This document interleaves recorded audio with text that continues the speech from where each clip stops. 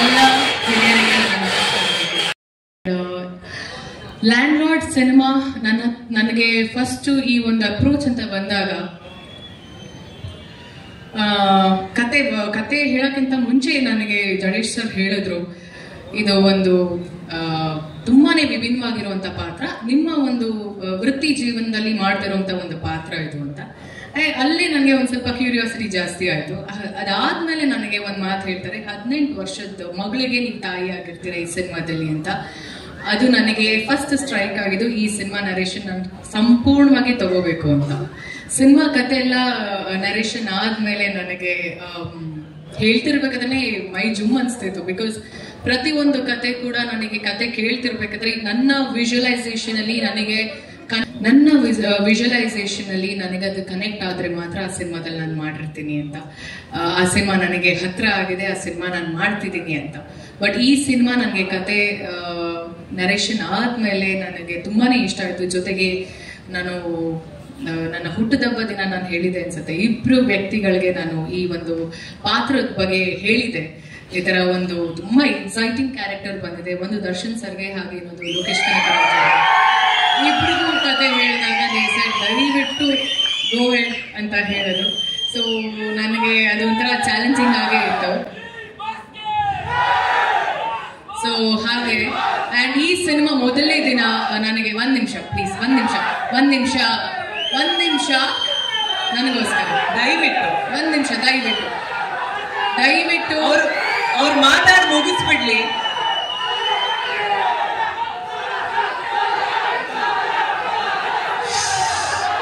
ನಾನು ಮಾತಾಡಿ ಮುಗಿಸ್ತೀನಿ ಕಾಣಪ್ಪ. ಅವ್ರು ಮಾತಾಡಿ ಮುಗಿಸ್ಲಿ, ಇಲ್ಲ ಅಂದ್ರೆ ಅವರು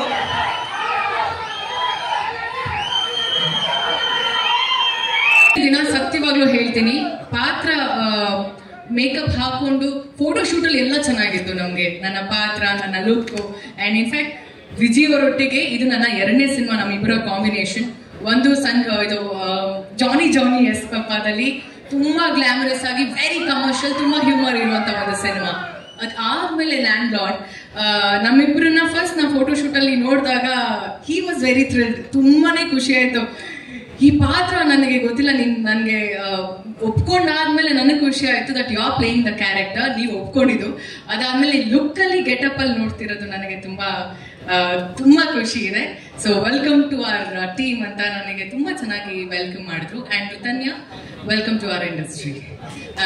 ಫೋಟೋ ಶೂಟ್ ಅಲ್ಲಿ ನಮ್ಮ 3 ಜನ ಕಾಂಬಿನೇಷನ್ ನನ್ನ ಸ್ವಂತ ಮಗಳು ತರನೇ ಕಾಣಿಸ್ತಿದ್ರು ಋತನ್ಯ. ನಾವು ಇಬ್ರು ಕುತ್ಕೊಂಡಾಗ ನಾನು, ವಿಜಯ್ ಅವರು ಹಾಗೆ ನಮ್ಮ ಹಿಂದೆ ಅವರ ಮಗಳು ಇದ್ರು.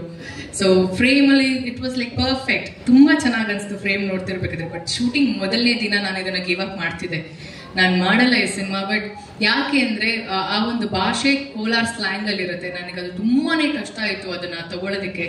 ಇನ್ಫ್ಯಾಕ್ಟ್ ನನ್ನ ಎಂಟೈರ್ ಡೈರೆಕ್ಷನ್ ಡಿಪಾರ್ಟ್ಮೆಂಟ್ಗೆ ನಾನು ತುಂಬಾ ಥ್ಯಾಂಕ್ಸ್ ಹೇಳಕ್ ಇಷ್ಟಪಡ್ತೀನಿ.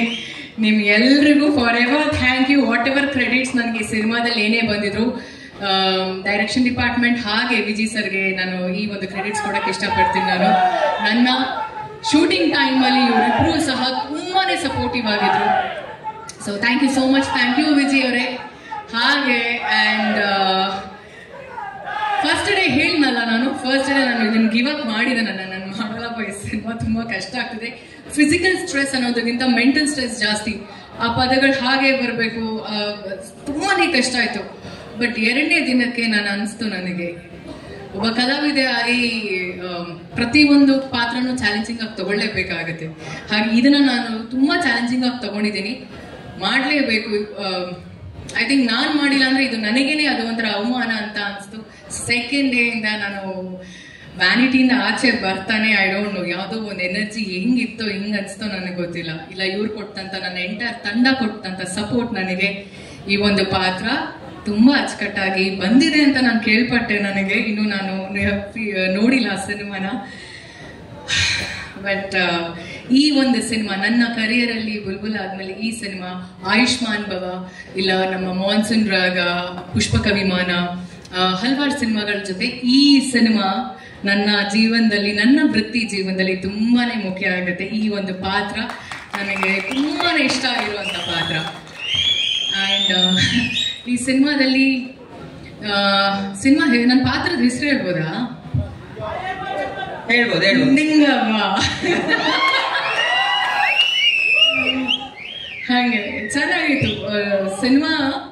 ನಾವು ಶೂಟಿಂಗ್ ಮಾಡಬೇಕಾದ್ರೆ ಇನ್ನೂ ಹಲವಷ್ಟು ಕಾರ್ಯಕ್ರಮಗಳಿದೆ. ಎಲ್ಲ ಒಂದೇ ದಿನ ಹೇಳ್ಬಿಟ್ರೆ ಮುಂದಿನ ದಿನಗಳಲ್ಲಿ ಕಾರ್ಯಕ್ರಮದಲ್ಲಿ ಇದ್ದಾಗ ನಾನು ವೇದಿಕೆ ಮೇಲೆ ಕರೆದ್ರೆ ಕಷ್ಟ ಆಗತ್ತೆ ನನಗೆ ಮಾತಾಡೋದಕ್ಕೆ. ಎಲ್ಲ ಇವತ್ತು ಮುಗಿಸಿದ್ರೆ ಸೊ ಒಂದಷ್ಟು ವಿಷಯಗಳನ್ನ ನಾನು ಇಟ್ಕೊಂಡಿರ್ತೀನಿ. ಬಟ್ ಈ ಸಿನಿಮಾ ಜರ್ನಿ ಹೇಗೆ ಸ್ಟಾರ್ಟ್ ಆಯಿತು ಅಂತ ನಾನು ನಿಮ್ಗೆ ಎಲ್ರಿಗೂ ತಿಳಿಸಿದ್ದೀನಿ. And all the very best. ನಮ್ಮ ಸಿನಿಮಾ ಲ್ಯಾಂಡ್ ಲಾರ್ಡ್ 23ನೇ ತಾರೀಕು ಜನವರಿ 2026 ಸಿನಿಮಾ ರಿಲೀಸ್ ಆಗ್ತಿದೆ. ವಿಜಯ್ ಸರ್ ಅವರ ಬರ್ತ್ಡೇ ವೀಕ್. ಆ್ಯಂಡ್ ನನ್ನ ಕಡೆಯಿಂದ ಇಡೀ ನಮ್ಮ ಲ್ಯಾಂಡ್ ಲಾರ್ಡ್ ತಂಡಕ್ಕೆ ಆಲ್ ದ ವೆರಿ ಬೆಸ್ಟ್. ಹಾಗೆ ಈ ಸಿನಿಮಾ ರಿಲೀಸ್ ಆದಾಗ ಖಂಡಿತವಾಗ್ಲೂ ಹೇಳ್ತೀನಿ, ನಮ್ಮ ಪ್ರೊಡ್ಯೂಸರ್ ಸತ್ಯಪ್ರಕಾಶ್ ಸರ್ ಹೇಳ್ದಂಗೆ ಈ ಸಿನಿಮಾ ನಿಮ್ಗೆ ಎಲ್ರಿಗೂ ಡಿಸಪಾಯಿಂಟ್ ಅಂತೂ ಆಗಲ್ಲ. ಈ ಸಿನಿಮಾದಲ್ಲಿ ಒಂದು ವಿಷಯ ಇದೆ ಆ್ಯಂಡ್ ತುಂಬಾ ಕಲ್ಟ್ ಆಗಿರುವಂತ ಒಂದು ಸಿನಿಮಾ, ಪ್ರತಿಯೊಬ್ಬರಿಗೂ ಇಷ್ಟ ಆಗತ್ತೆ ಅಂತ ಭಾವಿಸ್ತೀನಿ ಅಂತ ಪದ ಯೂಸ್ ಮಾಡಲ್ಲ. 100% ಇಷ್ಟ ಆಗತ್ತೆ ಈ ಸಿನಿಮಾ. ಒಳ್ಳೇದಾಗ್ಲಿ. Thank you so much. ಇವಾಗ ಹೋಗ್ರಪ್ಪ, ಇವಾಗ ಹೋಗ್ರಿ.